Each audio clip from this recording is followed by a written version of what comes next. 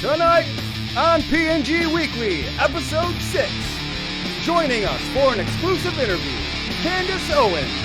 We take a look at the top 10 musicians with semi-bass takes without naming Kid Rock or Ted Nugent.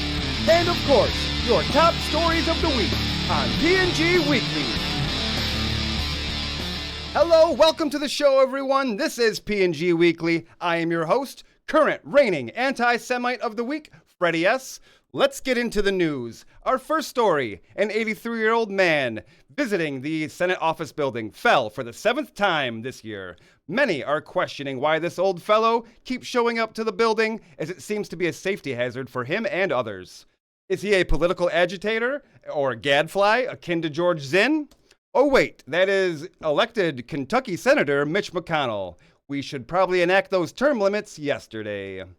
Miss Cleo is back in action after a brief retirement, sharing with news outlets a dream she recently had about the betrayal of Charlie Kirk before his brutal assassination. She didn't see exactly who betrayed him in the dream, but she recalls some sort of tiny hat and a sense that the truth would be revealed soon. If you have a question about your own life that you would like to seek guidance on, you can call Miss Cleo yourself at 1-800-311-1412.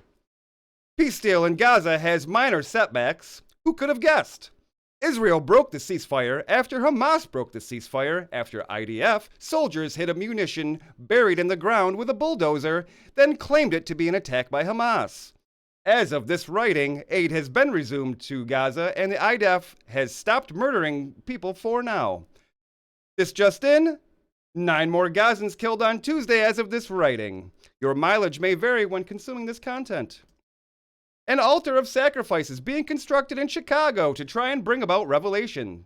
The grotesque structure serves many functions. A Ouija board that can communicate with several lords of the abyss, a section on top of the building suitable for human sacrifice, and a smoothie bar. The building is designed to hold, let me see here. Oh, wait, the Obama Library. Yes, of course. That makes complete sense. The No Kings protest held last Saturday was a roaring success. We have held the monarchy back for 249 years, and this latest protest has ensured our continuing freedom for another year from King Charles and England's royal family. Now, if only we could refocus some of that retard energy on this regal piece of shit who actually controls the U.S. government. A new book posthumously released by alleged Epstein victim Virginia Giuffre allegedly details a violent sexual abuse by an unnamed prime minister in the early 2000s. How is this getting released? By Penguin Random House again? My guess is there is no real incriminating info in here, and it is just a salacious tale.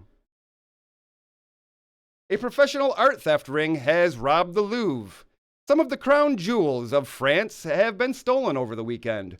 What is said to be a veteran team used a crane to break a window and gain access to the gallery. They stole several items, including a crown worn by Napoleon's wife, and fled the scene on motorbikes. We checked in with actor Pierce Brosnan, who played an art thief in a movie one time, for his opinion on the matter. He replied, "Such a fascinating crime. They say 2 of the female cohorts were upwards of 12 stone, which would require quite an architect to pull off such an operation." President Trump has a hissy fit over Thomas Massie and Rand Paul not bending the knee. Who gives a fuck what this fat orange moron says anymore? Bye-bye, go home to BB. The Supreme Court to consider a case on whether regular pot smokers can legally own firearms. The Trump administration asked the court to revive this long-dead case against this Virginia man who was accused of smoking marijuana regularly and also owning firearms. The man, pictured here, was charged with a felony because he acknowledged that he had a gun in his home and that he regularly smoked pot. Charges were later dismissed through an appellate court, but the DOJ has appealed that ruling and would like the Supreme Court to reinstate the case. Something, taxation, representation, liberty, death. Curious how the DOJ is spending their time while not releasing the Epstein files. Stay tuned for our next segment. We have an interview with the Candace Owens coming up next. Okay, just read this where I heard him. Okay. Hi, this is Kenny Fremont, starting center for your local tea Blue Devils, and I'm here to tell you all about full body test.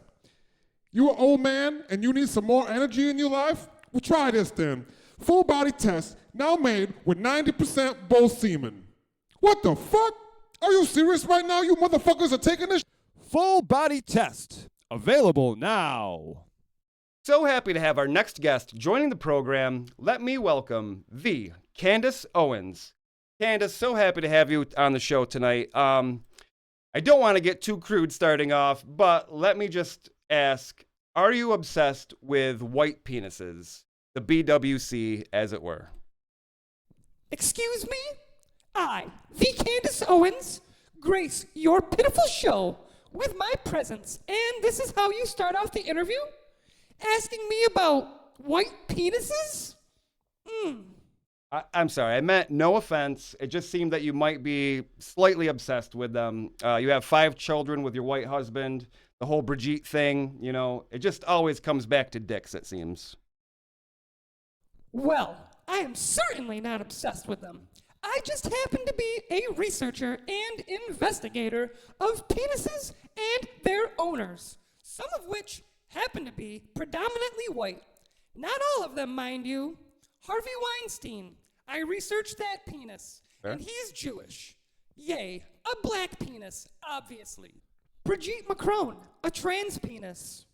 Not exclusive to whites by any means. Okay, fair enough. Let's move on to the assassination of Charlie Kirk. You have been pretty outspoken in your feelings that the FBI's narrative of events is not reflective of reality. Any new leads that you might be able to share with us this evening? Yes, as a matter of fact, I can. Well, there seems to be a connection between the Frankists, 3i Atlas, a trans Discord chat channel about furries, possibly involving FBI Director Kash Patel, and perhaps even an extraterrestrial entity with a massive, massive cock. Pardon me, I mean penis. And I will tell you all about it if you join Club Candace on my website for the low, low price of $16.99 a month. Oh, that's. I hope my viewers will check that out. That sounds like a pretty good deal. You recently shared some group messages that you had with Turning Point leadership, sharing that Charlie Kirk had some changing views on Israel and the U.S.'s relationship. Anything you can share about Charlie's evolving views? Yes, well, Charlie, as you know, was a big supporter of Israel, but before his death, it was quite a different story. He was posting to dark anonymous internet forums about Holocaust denial, Hitler's aura and drip, and making vague jokes about cookies. And I can tell you all about that story and more if you subscribe to my Patreon at Candace versus the Frankists. Oh, cool. Another site. Cool. Very interesting. This past week, you said you had a dream about the betrayal of Charlie Kirk before his death. I may regret asking a young, beautiful woman about their dreams, but here goes. What did you see in your dream about Charlie? Yes, I did. It was a very vivid dream where I saw that there was betrayal and malice. I think I even learned how to see into a crystal ball and tell the future from my experience. Would you like me to try and see your future? Oh, that would be awesome. Thank you. Yeah, that would be great. Oh, spirits of the crystal ball, I beseech you to come forth and tell me your secrets. What does the future hold for pitchforks and guillotines and Freddie S? Yes, okay. Well, it says, outlook hazy, ask again later. Interesting, but that's the way it goes sometimes. I'll send you a Venmo request for my fortune-telling services, okay? If any viewers would like to seek these services, you can call this toll-free number, 1-800-311-1412, or visit me at fortunesbycandace.net. Oh, all right. Well, that sounds good. Let me ask you about some of your past associations. Ben Shapiro, what are your thoughts about the crew at the Daily Wire? Oh, those backstabbing bastards. It is my mission to destroy them and all they stand for. They have scorned me, and I will seek revenge. Firing me over a tweet saying Christ is king, and then calling it blood libel? And I was also reprimanded one time when I tried to do an investigation into Matt Walsh's penis. Old man Borash said it was highly inappropriate, but I had questions, and I have not been satisfied with the answers I have been given up to this point. Investigation still pending. Oh, interesting. Let me ask you about another person, Nick Fuentes. You two have a contentious relationship. Nick sometimes claims the reason you are so combative is that you secretly have feelings for him. Is this another case of the BWC cursing you with the desire? Certainly not. That is offensive. I do not need to see the penis of every white man I come in contact with. Okay. That is just a baseless accusation. However, I do have an ongoing investigation with Nicholas. Of course. I am currently doing an in-depth analysis on the circumference and the girth. Essentially. Fascinating, really. Okay, interesting. Candace, final question. Did you want me to show you that thing that you asked about earlier? Frankly, yes, I would. Thank you. This Okay. topic is a grand undertaking, and I must do more research. All right. Thank you, Candace. Please stay on during the break for that thing. And thank you so much for joining us tonight. Stay tuned. Coming up next, we have the top 10 musicians with semi-bass takes without naming Kid Rock or Ted Nugent. Hang on a second. Let me just turn this thing off here. Candace, are you still there? Let me...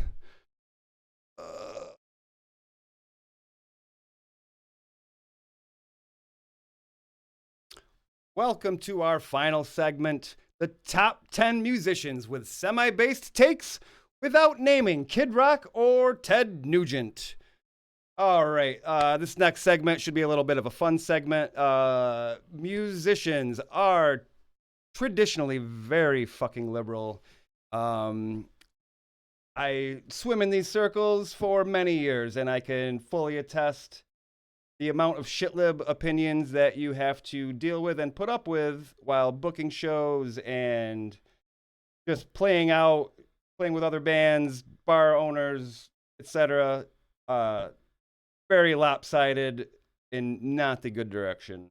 But some of these musicians have decent takes, and I don't want to resort to naming tired-ass Kid Rock and Ted Nugent that get trotted out every fucking time some conservative has anything going on. Fuck those dudes. But we will start with this list. Coming in, this is no particular order, but coming in at number 1, Hank Williams Jr. Country music is traditionally very conservative, so no surprise here. Hank Williams Jr. 2001, he had a slight controversy calling Obama Hitler. That was pretty funny stuff. Signature tune, A Country Boy Can Survive. I'm definitely in the camp of modern country sucking. I apologize if that offends. I don't mean it, but just it's what it is. But, you know, back before the 90s, man, country music was awesome. I mean, even getting back to the 70s, you got like your Jerry Reed, you know, stuff like that. Very good guitar playing. Very just better lyrics than what they got going on now. I'm a very big lyric snob, so it's important to me. Hank Williams Jr., good shit. Van Morrison, during COVID, this guy was pretty good. For the lockdowns, he was very against them, very outspoken, took a ton of shit. He released a protest album. My favorite song by Van Morrison is Caravan off the Last Waltz, which I would recommend that version. It's just a little spicier. Just has something to it. It feels really good. But yeah, Van Morrison, good dude. Up next, everybody's favorite, Ye. Netanyahu, one of the funniest things of all time. It was appointment viewing for me when that week or two when Ye was going around doing interviews with Gavin and InfoWars and everybody. Like, that was like not to be missed. That was hilarious. I don't know many songs, hardly any. I know one, NHH. The only one you need, probably. So, Ye, this one's for you. Morrissey from the Smiths. Morrissey has been labeled far-right for supporting Britain's national identity and not supporting immigration or halal food. I don't think I've ever had halal food, but what I've seen from Hassan Piker's recent streams, I don't think I want anything to do with it. Signature song from the Smiths, Morrissey, How Soon Is Now? I don't know a ton about him. I know Mexicans love Morrissey. When I was kind of doing a little research on this topic, this song kind of stood out to me. It's got a nice shoegazy vibe. I liked it. It was pretty actually cool. Next up, Iggy Pop. Stooges. Iggy was a Reagan supporter, as probably every single person was in the 80s. Not a shock. But he has this quote attributed to him. I had been waiting for someone who could communicate the joys of liberty as compared to the joys of equality. That rings pretty true. You know, that's an evergreen statement, I would say. We've equality and equity that has done nothing for us. Signature song, Search and Destroy. I love this fucking song. It is raw. It sounds like it was recorded on a boombox in the band room. It just fucking kicks ass, man. This is an awesome song. Glenn Danzig from the Misfits and solo project. You know, we collect the Misfits, you know, no pun intended, the outcasts. When it comes to the right wing, anybody who's a celebrity, we don't get the cream of the crop, let's say. But Glenn Danzig has been very outspoken on immigration, cancel culture, etc., all that shit. Signature song, Mother. San Andreas, ripping through the desert with Mother on the radio. I forget what the radio station was in San Andreas. Well, it doesn't matter. But, you know, that was good fucking times, man. Good times. Up next, Ringo Starr from the Beatles. John was obviously a commie, and Ringo at least supported Brexit. You know, in all fairness to John, he may have supported it, but he's fucking dead. So, the Beatles, one of my favorite bands, obviously. If you're a musician, you kind of have to go through that phase. We got a lot of holes to fill to make a top 10 list, so we're going to get some of the easier opinions in here, like Ringo and, you know, Taxman, signature song. I mean, everybody can rally around taxes suck to pay, and we don't like paying them, and we'd rather not. So, good stuff. Up next, Tom Araya, Slayer. He's an early Trump supporter back before it was cool, you know, in 2016. Didn't bow down to the mob when he was being tried to they were trying to cancel him for it, you know, obviously. He received a lot of pushback. Big critic of cancel culture, woke, etc., all that. Phenomenal bass player. Signature song, Raining Blood. Up next, Billy Corgan from the Smashing Pumpkins. Billy's great on a lot of issues. He owns a wrestling company. I still like wrestling. And he's probably more libertarian leaning, but we all know what that means. If you're a celebrity and you lean libertarian, you are probably hiding your power level. Signature song, Bullet with Butterfly Wings. I was considering 1979. That is the one that gets like play on modern radio still to this day. And that's definitely a nostalgic feeling type of song. But, you know, Bullet with Butterfly Wings just fucking kicks ass, dude. They're a great band. I used to love Melancholy and Infinite Sadness. Good album when it come out. And the number one top bass musician with semi-bass takes, who is not Kid Rock or Ted Nugent, Dave Mustaine from Megadeth.